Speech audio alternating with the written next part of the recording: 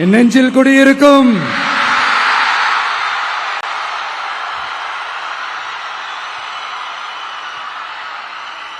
தமிழக மக்கள் உங்கள் அனைவருக்கும் என்னுடைய வணக்கமும் என்னுடைய நன்றிகளும். குறிப்பா திருச்சி கிழக்கு தொகுதி மக்கள் உங்கள் அனைவருக்கும் என்னுடைய ஸ்பெஷல் வணக்கமும் ஸ்பெஷல் நன்றிகளும். இதை நான் ஏன் இப்படி சொல்றேன்னா, என்னை இப்போ பெரம்பூர் தொகுதி எம்எல்ஏன்னு தான் சொல்லுவாங்க. பட் ஆனா அது எலெக்ஷன் கமிஷனோட அந்த சட்ட விதிகளுக்கு மட்டும்தான் அப்படி. ஆனா என்னை பொறுத்த வரைக்கும், தமிழ்நாட்டை பொறுத்த வரைக்கும், தமிழ்நாட்டுக்கு எப்படி திருச்சி ஒரு இதயம் மாறியோ, அந்த மாதிரி என்னோட இதயத்துக்கு திருச்சி கிழக்கு தொகுதி மக்களும் ரொம்ப ரொம்ப ரொம்ப க்ளோஸ் தான். அதுல எந்த மாற்றமும் கிடையாது. சரிங்களா?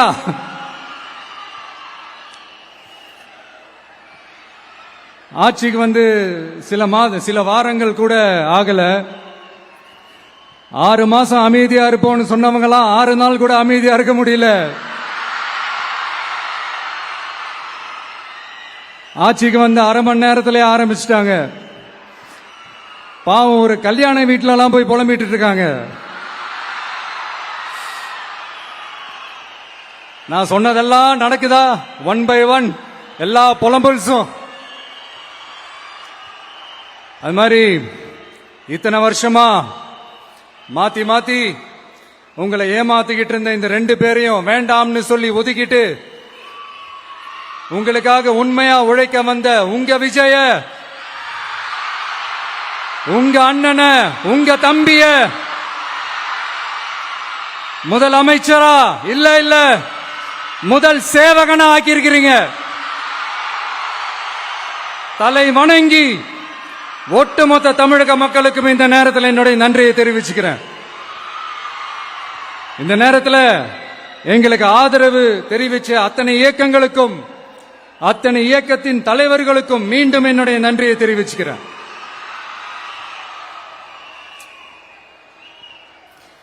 புரட்சி தலைவர் எம்ஜிஆர் அவர்களுடைய முதல் தேர்தலில் கூட இந்த அளவுக்கு ஒரு ஓட் பர்சன்டேஜ் வாங்கல அப்படின்ட்டு நிறைய பேர் சொன்னாங்க. ஆனா நீங்க டிவி கேட்க அவ்வளோ நீங்க ஆதரிச்சிருக்கிறீங்க. நான் எம்ஜிஆர் அவர்களோட எல்லாம் நான் கம்பேர் பண்ணல. எம்ஜிஆர் தான்.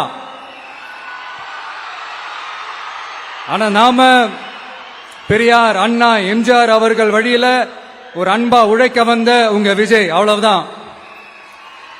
1977 நீங்க போடாத ஓட்ட 2026 நீங்க போட்டிருக்கிறீங்க. என்ன ஒண்ணு, இன்னும் கொஞ்சம் அதிகமா ஆதரிச்சிருந்தீங்கன்னா கொஞ்சம் நல்லா வந்திருக்கும். பட் பரவாயில்ல, ஃபியூச்சர்ல வரப்போற எல்லா தேர்தலையும் உங்களுடைய முழு சப்போர்ட் என்னால வாங்க முடியும்ன்ற அந்த ஒரு நம்பிக்கை இப்போ என் மனசுல ரொம்ப ஆழமா பதிஞ்சிருக்கு. ஏன்னா நீங்க அமைச்சு கொடுத்திருக்கிற இந்த ஆட்சியில எல்லா நன்மைகளையும் நீங்க கண்கூடா பார்க்க தான் போறீங்க அப்படின்ற அந்த கான்பிடன்ஸும் இப்ப என் மனசுல ரொம்ப ஆழமா பதிஞ்சிருக்கு. யார் எந்த நிலைமைக்கு எந்த பொசிஷன்ல போனாலும் இந்த கிண்டலும் கேலியுமா பேசுறது இருக்கத்தானே செய்யும். நம்மளை பத்தி, நம்ம அரசியலை பத்தி, நம்ம பேச்சை பத்தி இந்த கிண்டலும் கிளியமா பேசிட்டு தானே இருப்பாங்க. அவங்க எல்லாருக்குமே என் சைட்ல இருந்து ஒரே ஒரு ரிக்வெஸ்ட், தயவு செஞ்சு நிப்பாட்டிடாதீங்க.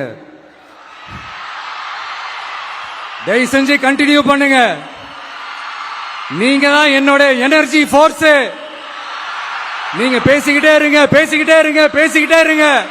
நான் மக்களுக்கு தேவையான நல்லதை செஞ்சுக்கிட்டே இருக்கேன், செஞ்சுக்கிட்டே இருக்கேன், செஞ்சுக்கிட்டே இருப்பேன்.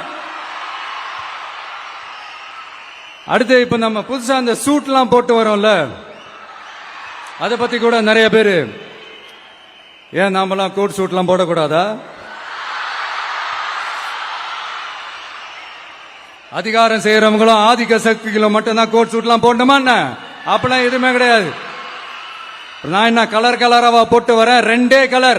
நம்ம எல்லாரும் மனசு மாதிரியே பிளாக் அண்ட் ஒயிட். எல்லாத்திலும் பிளாக் அண்ட் ஒயிட்டா இந்த விஜய் இருப்பான் அப்படின்னு காட்டுறதுக்கு தான் அந்த கலர். அடுத்து அந்த பிளாக் கூட யாரை குறிக்கும் எதை குறிக்கும்ன்றது நான் சொல்லிதான் தெரியணும்னு அவசியம் இல்லை, அது உங்களுக்கே நல்லா தெரியும். எல்லாத்துக்கும் இப்படி வழக்கம் சொல்லிக்கிட்டு நசன் பேசுற டைப்பும் நம்ம கிடையாது. உங்களுக்கே தெரியும், அதிகபட்சமா எல்லா மீட்டிங்லும் 20 நிமிஷம்குள்ளதான் நான் பேசியிருக்கிறேன். அதனால இப்ப மக்கள் என்கிட்ட என்ன சொல்றாங்க அப்படின்னா, இந்தப்பா விஜய், நீ எங்களுக்காக உழைக்கிறதுக்காக வந்திருக்கிற, அந்த வேலையை மட்டும் பாரு, உன்னை பத்தி பேசுறவங்கள நாங்க பாத்துக்கிறோம் அப்படின்னு சொல்லிட்டாங்க. சரி, ஆனது ஆச்சு. இப்ப என்ன, உனக்கு எதிரிகளே இல்லையா அப்படின்லாம் கேட்டா, அப்படிலாம் நான் சொல்ல மாட்டேன், அப்படிலாம் நான் நினைக்கவும் மாட்டேன், அப்படி நினைக்கவும் கூடாது. இப்பவும் சொல்றேன், அரசியல் ரீதியா சொல்றேன், 2 பேருக்கு நடுவுல தான் போட்டியே. ஒன்னு இன்னொன்னு, எஸ், ஒன்னு டிவிக்கு, இன்னொன்னு டிஎம்கே. இதுக்கு நடுவுல வேற யாருக்கும் எந்த வேலையும் கிடையாது. ஏதாவது இருக்குன்னு சொல்றீங்க? எலெக்ஷனுக்கு முன்னாடியும் அவங்களுக்கு ஒரு வேலையும் இல்ல, இப்ப எலெக்ஷனுக்கு அப்புறம் சுத்தம். ஆனா இந்த திமுகவும் மற்றும் பலரும் ஒன்னா சேர்ந்துகிட்டு இந்த விஜயோட ஆட்சி வந்துடக்கூடாதுன்னு சொல்லி ஒரு கூத்து ஒண்ணு பண்ணாங்களே, அந்த கடைசி 5 நாள், அடாடாடாடாடா, நமக்கெல்லாம் ஓஹோ இப்படியெல்லாம் கூட நடக்குமோ என்ன கூத்துங்கிறீங்க. ஆனா ஃபியூச்சர் என்னவா இருக்கும்ன்றத மட்டும் இப்ப நான் சொல்றேன். உங்களுக்காக உண்மையா உழைக்க வந்த இந்த விஜயா, இல்ல இந்த விஜயோட ஆட்சி அமைஞ்சிட கூடாதுன்னு தடுக்க நினைச்ச ஸ்டாலின் சாரா, அவ்வளவுதான். இதுக்கு நடுவுல வேற யாரும் எந்த அல்லு சில்லும் உள்ள வந்து நம்மளை தடுக்கிறதோ எதிர்க்கிறதோ ஏதாவது பண்ணாங்கன்னா நிர்வாகம் அதுக்கு பொறுப்பில்லை ராஜா, நிர்வாகம் அதுக்கு பொறுப்பில்லை. ரிசல்ட் என்னவா வரும்ன்றது அது உங்களுக்கே நல்லா தெரியும். நம்மளை ஏளனமா பேசுறதா நினைச்சு அவங்களுக்கு ஆப்பு வச்சுக்கிறாங்க. திமுக நம்மளை தடுக்க, திமுக நம்மளை எதிர்க்க, திமுக நம்மளை அவமானப்படுத்த அத்தனையும் நமக்கு நன்மையே.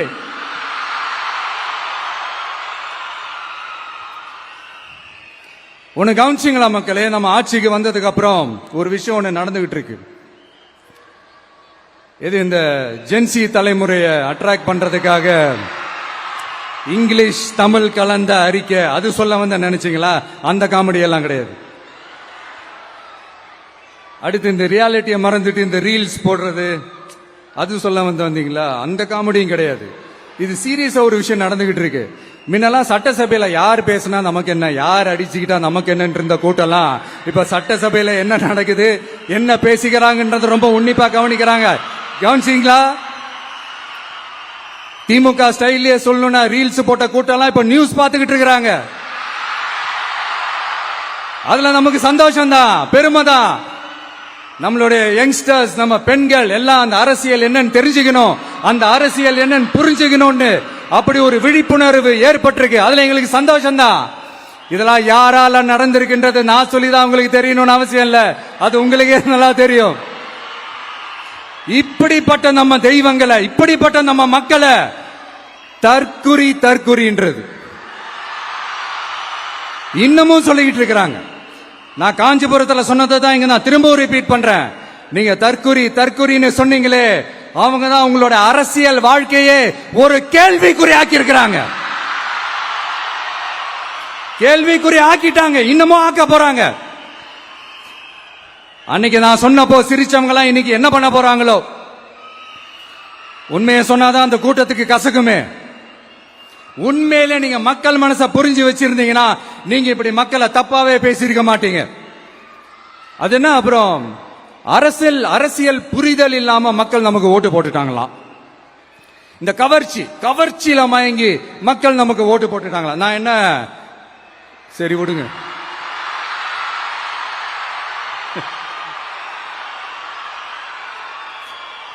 மக்கள் அவங்களுக்கு ஓட்டு போட்டா அந்த மக்கள் நல்லவங்களாம், அதே மக்கள் நமக்கு ஓட்டு போட்டா அந்த மக்கள் கெட்டவங்களா, தற்குறியா. இதே மக்கள் தான் இத்தனை வருஷமா அவங்களுக்கு ஓட்டு போட்டுட்டு இருந்தாங்க. உங்களுக்கு மட்டும் என்ன, வேற ஏதாவது பிளானட்ல இருந்து குதிச்சு ஓட்டு போட்டு போனாங்களா?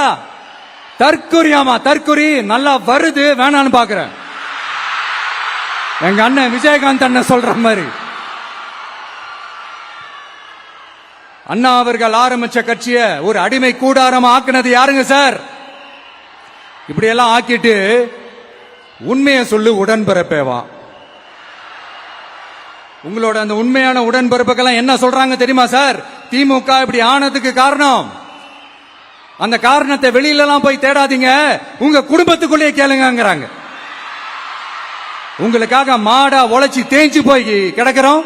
திமுக இப்படி ஆனதுக்கு காரணம் உழைக்காம சொகுசா இருக்கிற உங்க குடும்பத்துக்குள்ளேயே போய் கேளுங்கிறாங்க. ஒவ்வொரு திமுக தொண்டனும் அதை சொல்றாங்க. அதை புரிஞ்சுக்காம நம்மளையும் நம்ம மக்களையும் தப்பா பேசிக்கிட்டு, நீங்க மக்களை தப்பா பேசுனீங்கன்னா இந்த விஜய் வந்து கேள்வி கேட்பான், சும்மா இருக்க மாட்டான். இந்த விஜயும் தமிழ்நாட்டு மக்களும் வேறு வேறு இல்லை. இந்த விஜய் தான் தமிழ்நாட்டு மக்களோட ஒரு உண்மையான ஒரே பிரதிநிதி. இது இன்னைக்கும் சரி, நாளைக்கும் சரி, நாளன்னைக்கும் சரி, இதுதான் நிஜம். மறுபடியும் சொல்றேன், நமக்கும் மக்களுக்கும் இடையே இருக்கிற இந்த பூர்வ ஜென்ம பந்தத்தை, அந்த உறவை ஏதோ இந்த சதிகள் சூழ்ச்சிகள் பண்ணி யாராலையும் எதுவும் கெடுக்கவே முடியாது. கெடுக்க ட்ரை பண்ணீங்க, நம்ம ஆட்சிக்கெல்லாம் வரதுக்கு முன்னாடி என்ன சதிகள், என்ன சூழ்ச்சிகள், என்னென்னலாம் பண்ணி எப்படி எப்படியெல்லாம் தடுத்துடலான்னு. ஆனா இப்ப ஆட்சிக்கு வந்த இந்த சாமானிய மக்கள் ஆட்சிய நீங்க இந்த எதிர்கட்சியா இருக்கும் போது ஒண்ணு யூஸ் பண்ணுவீங்கல்ல, இந்த அறத பழைய டெக்னிக், அதெல்லாம் யூஸ் பண்ணி நம்மளையும் மக்களையும் பிரிச்சலாம்னு நினைச்சீங்கன்னா அது ஒரு காலம் நடக்காது. மக்கள்லாம் ரொம்ப தெளிவாயிட்டாங்க சார், ரொம்ப தெளிவாயிட்டாங்க. அதனால ஒரு ஆக்கப்பூர்வமான ஒரு எதிர்கட்சியா செயல்பட்டு மக்கள் மனசை வெல்ல பாருங்க. இந்த கடைசி லாஸ்ட் 1 மந்தா நடந்த ஒரு சில விஷயங்கள் உங்ககிட்ட நான் ஷேர் பண்ணணும்னு ஆசைப்படுறேன். இந்த 200 யூனிட் மின்சாரம், கட்டணமில்லா மின்சாரம் அறிவிச்சோம். அதுல ஆல்ரெடி இருந்த 100 யூனிட் திமுக கொடுத்தது கிடையாது. மேடம் ஜெயலலிதா மேடம் இருந்தப்போ செஞ்சுட்டு போனது. ஸ்டாலின் சார் பதவி போன அந்த கடுப்புல அறிக்கையா விட்டு தள்ளிக்கிட்டு இருக்கிறாரு. என்ன பண்ணீங்க உங்களுடைய ஆட்சியில? மக்கள் பணத்தை, டாஸ்மாக்ல இருந்து அடிச்ச அந்த பணத்தை, ஊழல் செஞ்ச அந்த ஃபைல க்ளோஸ் பண்றதுக்கு அலையா அலைஞ்சிங்க. ஆனா இந்த விஜய் மக்களுக்கு தொந்தரவா இருக்கிற அதே டாஸ்மாக க்ளோஸ் பண்ணா. விவசாயிகளோட அந்த கடனை தள்ளுபடி மேக்சிமம் இந்த 1 மந்த்ல என்ன செய்ய முடியுமோ அத செஞ்சான். நீங்க தான் அந்த நிதி சம்பந்தமா இருக்கிற எல்லா கேட்டையும் லாக் பண்ணி வச்சுட்டு போயிருக்கிறீங்க. அதை சரி செய்ய வேணாமா? அதை ஒழுங்குபடுத்த வேணாமா? அதனால மறுபடியும் சொல்றேன், இந்த விஜய் பொய் சொல்லி ஏமாத்துறதுக்காக அரசியலுக்கு வரல. உங்க கூடவே நிக்கிறதுக்காக மட்டும்தான் அரசியலுக்கு வந்திருக்கிறேன். அதுல எந்த மாற்று கருத்துமே கிடையாது. கவலையப்படாதீங்க விவசாய பெருமக்களே. அடுத்து இந்த சட்டம் ஒழுங்கு, அது சரியில்லை இது சரியில்லைன்னு சொல்லி திமுகவும் மற்றும் பலரும் மாறி மாறி கூவுறீங்க. நான் ஒண்ணு கேட்கிறேன், இந்த மாடல் அரசுன்னு சொல்றீங்களே, அதுல என்ன செஞ்சு வச்சுட்டு போயிருக்கீங்க? ஒரு ஊரு விடாம, ஒரு தெரு விடாம போதை பொருள் கலாச்சாரம் அப்படியே ஸ்ப்ரெட் ஆகி கொட்டி கிடக்குது. அது அப்பவே இனிஷியல் ஸ்டேஜ் அதை நீங்க கண்ட்ரோல் பண்ணிருந்தீங்கன்னா இத்தனை பெண் குழந்தைகளை, இத்தனை பெண்களை இழக்க வேண்டிய ஒரு சூழ்நிலை ஏற்பட்டிருக்குமா? எல்லாத்தையும் பண்ணிட்டு பழிய தூக்கி ஏன் மேல போடுறாங்க. நீங்க என்ன பழி நம்ம மேல போட்டாலும் மக்கள் நிம்மதியா வாழக்கூடிய அந்த செயலை கண்டிப்பா இந்த விஜய் செஞ்சுதான் காட்டுவான். அதுக்காக தான் எஃபிஷியன்டான போலீஸ் ஆபீசர்ஸ் நான் அப்பாயிண்ட் பண்ணி இருக்கிறேன். எஃபிஷியன்டான அந்த போலீஸ் ஆபீசர்ஸ் டீம் நான் அப்பாயிண்ட் பண்ணி இருக்கிறேன். பெண்கள் பாதுகாப்பான அந்த சிங்க பெண் காவல் படை நெக்ஸ்ட் வீக் அதை இனாகரேட் பண்ண போறோம். தப்பு செஞ்சவங்களுக்கான தண்டனை, அதுக்கான சார்ஜ் ஷீட் எல்லாமே ரொம்ப ஃபாஸ்டா, ரொம்ப ஸ்பீடா செய்யறதுக்கான அந்த வேலையை செய்ய சொல்லி இருக்கிறோம். கோர்ட்ல கூட தப்பு செஞ்சவங்களுக்கான அந்த கடுமையான தண்டனை வாங்கி கொடுக்கிறதுக்கான அந்த வேலையையும் ரொம்ப சீக்கிரமா செய்ய சொல்லி இருக்கிறோம். அதனால நீங்க என்ன பழி நம்ம மேல போட்டாலும் உண்மையா உறுதியா மக்களுக்கு தேவையான எல்லா விஷயங்களையும் இந்த விஜய் செஞ்சு தான் காட்டுவான். இப்படி எல்லாம் நம்ம சொல்றதுனால இவங்க என்ன சொல்லுவாங்க தெரியுமா? அவங்க தான் ஆட்சியிலே இல்லையே, அப்புறம் ஏங்க அவங்கள குறை சொல்றீங்க அப்படின்னு கேட்பாங்க. வேர்ல வெந்நிய ஊத்திட்டு போனவங்கள வெளிச்சம் போட்டு காட்டாம பின்ன வேற என்ன சொல்லுவாங்க? இதெல்லாம் மக்கள் கிட்ட நம்ம தெளிவா எடுத்து சொல்லணும் இல்லையா? அதுக்காக தான் இதெல்லாம் சொல்லிட்டு இருக்கிறேன். நம்ம மக்களுக்காக இவ்வளவு வேலை பார்க்கிறோம், ஆனா இவங்க அதையெல்லாம் விட்டுட்டு குதிரை பேரம் பண்றாரு, அது பண்றாரு, இது பண்றாருன்னு சொல்லிட்டு தப்பு தப்பா கதையெல்லாம் அடிச்சு விட்டுக்கிட்டு இந்த தீய சக்தியும் தீந்து போன சக்தியும் அதாங்க திமுகவும் மற்றும் பலரும் ஒன்னா சேர்ந்துகிட்டு திருட்டுத்தனமா யாருக்கும் தெரியாம ஒரு ஓரமா மூலையில உட்கார்ந்துட்டு பேரம் பேசி கூட்டு சேர்ந்து ஆட்சி அமைச்சு கொள்ளையடிக்க திட்டம் போட்டாங்க. அது ஏன் தெரியுமா? உங்களோட இந்த டிவிக்கு ஆட்சி அமைஞ்சா அவங்க பொழப்பே போயிடும். அந்த கொள்ளையடிக்கிறது, லஞ்சம், ஊழல் எல்லாமே கத்தம் கத்தம். அதான் இந்த காரணம். அடுத்து ஸ்டாலின் சார், திமுக இப்போ தீய சக்தி மட்டும் இல்ல, மக்களை விட்டு ரொம்ப தூரமா போன தூர சக்தி, ஓர சக்தி, கோர சக்தி, பார சக்தி. நீங்க எப்போ இந்த தீந்து போன சக்தியோட நீங்க கூட்டு சேர்ந்துகிட்டு ஆட்சி அமைக்கணும்னு நினைச்சீங்களோ, அப்பவே இந்த திமுக தூர்ந்து போன சக்தியாகவும் ஆயிடுச்சு. நீங்களா நம்மளை பத்தி அவதூறு பேசலாமா சார்? இது நியாயமா? மக்களை இவ்வளவு பெரிய மக்கள் சக்தி நம்மளோடு இருக்கும் போது நமக்கு எதுக்கு வேற அரசியல்? எலெக்ஷன்ல 50-60 வருஷமா இருந்த சாதிய உடைச்சிருக்கிறோம், மதத்தை உடைச்சிருக்கிறோம், காசு கொடுத்து ஓட்டு வாங்கறத உடைச்சிருக்கிறோம். நாம எது செஞ்சாலும் கான்ஸ்டிடியூஷன்ல தான் செய்வோம். நாம சிங்கிள் மெஜாரிட்டி வாங்கி இருந்தாலும் நம்மள நம்பி முறையா கூட்டணியில கட்சியில ஆதரிக்க வர்றவங்களை அரவணைச்சு தான் இருப்போம். நான் இப்பவும் மீண்டும் டிக்ளேர் பண்றேன், டிவிகே ஆட்சி எந்த பாகுபாடும் இல்லாம எல்லாருக்குமான ஒரு ஆட்சியா தான் இருக்கும். அதுல எந்த மாற்றமும் கிடையாது. ஸ்டாலின் சார் மாதிரி ஊசலாட்டம் இருக்கவே இருக்காது. மதச்சார்பற்ற கொள்கையில சமரசமே இல்லை. மாநில உரிமைகள்ல விட்டு கொடுக்கவே மாட்டோம். நதி நீர் உரிமைகளை விட்டு கொடுக்கவே மாட்டோம். சமூக நீதி, சம நீதிய, சமத்துவ நீதிய ஒரு நாளும் விட்டு கொடுக்கவே மாட்டோம். அதனால திருச்சி கிழக்கு தொகுதி மக்களே, தமிழ்நாட்டில் இருக்கிற 234 தொகுதியும் நம்ம தொகுதி தான். அதுல எந்த கட்சி ஜெயிச்சிருந்தாலும் அது நம்ம தொகுதி தான். பெரம்பூரா இருக்கட்டும், திருச்சி கிழக்கா இருக்கட்டும், எனக்கு 2 கண்கள் மாதிரி. அதுலயும் திருச்சி கிழக்கு என் செல்ல புள்ள மாதிரி. அதனால வரப்போற இடைத்தேர்தல்ல உங்க வீட்டில் இருக்கிற ஒருத்தரை, உங்கள ஒருத்தரை தான் வேட்பாளரா நிக்க வைக்க போறோம்.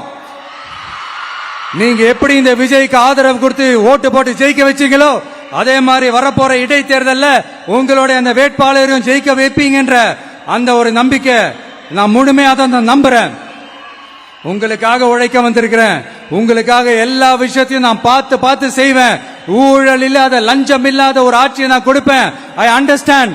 ஒரே நாள் அது நடக்காததான், ஒரு மேஜிக் இல்ல, பட் ஒரு நாள் அதை நான் நடக்க வைப்பேன். எனக்கு இப்ப வேற எந்த வேலையும் இல்ல உங்களுக்காக உழைக்கிறத தவிர. என் கடன் இனி என் மக்களுக்கு பணி செய்து கிடைப்பதே. மீண்டும் என்னை ஜெயிக்க வச்ச தமிழக மக்களுக்கும் திருச்சி கிழக்கு தொகுதி மக்களுக்கும் மீண்டும் என்னுடைய நன்றியை தெரிவிச்சுக்கிட்டு கான்பிடென்டா இருங்க, நல்லதே நடக்கும், வெற்றி நிச்சயம். மீண்டும் சந்திக்கும் வரை நன்றி, வணக்கம்.